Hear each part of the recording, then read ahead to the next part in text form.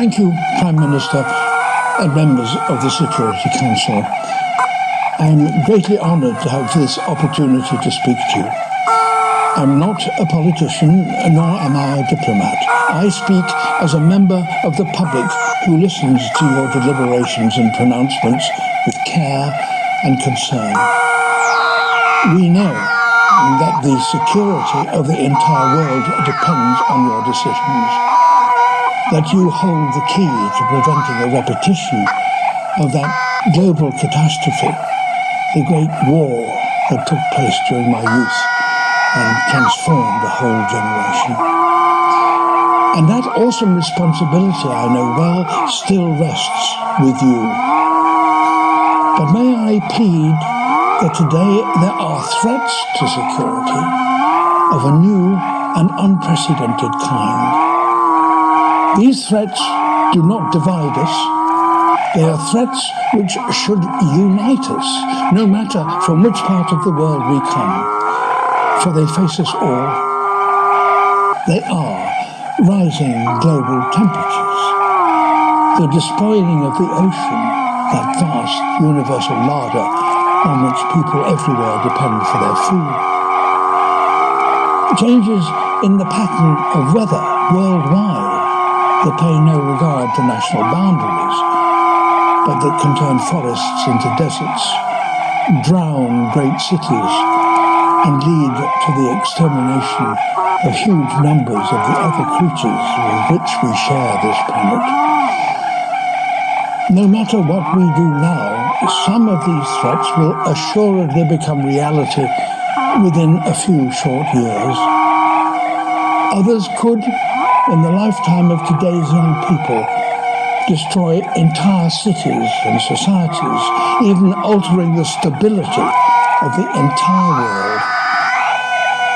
The heating of our planet has already reached the point that the impacts on the poorest and most vulnerable people are profound.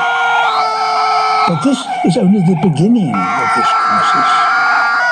In the last 150 years, the world has warmed on average by just over 1 degree Celsius, and our atmosphere now contains concentrations of carbon dioxide that have not been equaled for millions of years.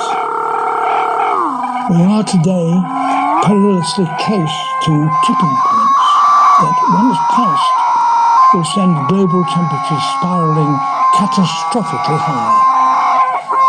If we continue on our current path, we will face the collapse of everything that gives us our security.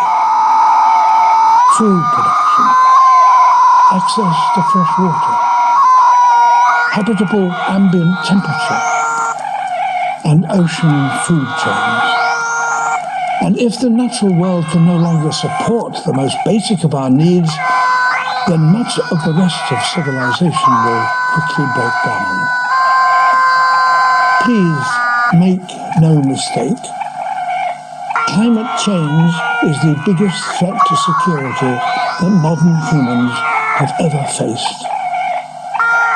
I don't envy you the responsibility that this places on all of you and your governments. We have left the stable and secure climatic period that gave birth to our civilizations. There is no going back. No matter what we do now, it's too late to avoid climate change. And the poorest, the most vulnerable, those with the least security, are now certain to suffer. Our duty right now is surely to do all we can to help those in the most immediate danger. But of course, we have a parallel duty, and it's here where I think there are grounds for hope.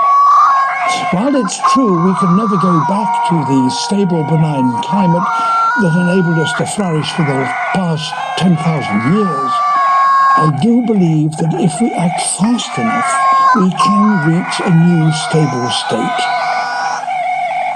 In November this year, at COP26 in Glasgow, we have what may be our last opportunity to make this step change.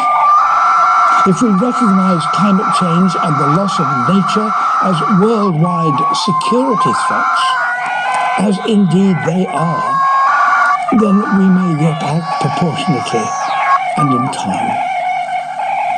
The change needed in itself sounds immense, and of course it is. But we already have many of the technologies needed, at least for the initial changes. And perhaps crucially, we also have a level of public support and demand for action that I have myself never seen before. People today all over the world now realize this is no longer an issue which will affect future generations.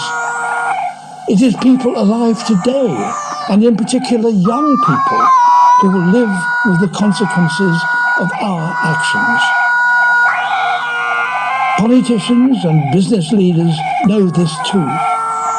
Having seen how quickly and radically their societies and global activities were affected by COVID, it is now, sadly, easier to imagine some of the consequences of climate change. Perhaps the most significant lesson brought by these last 12 months has been that we are no longer separate nations, each best served by looking after its own needs and security. We are a single, truly global species, whose greatest threats are shared and whose security must ultimately come from acting together in the interests of us all. Climate change is a threat to global security that can only be dealt with by unparalleled levels of global cooperation. It will compel us to question our economic models and where we place value, invent entirely new industries, recognize the moral responsibility that wealthy nations have to the rest of the world, and put a value on nature that goes far beyond money.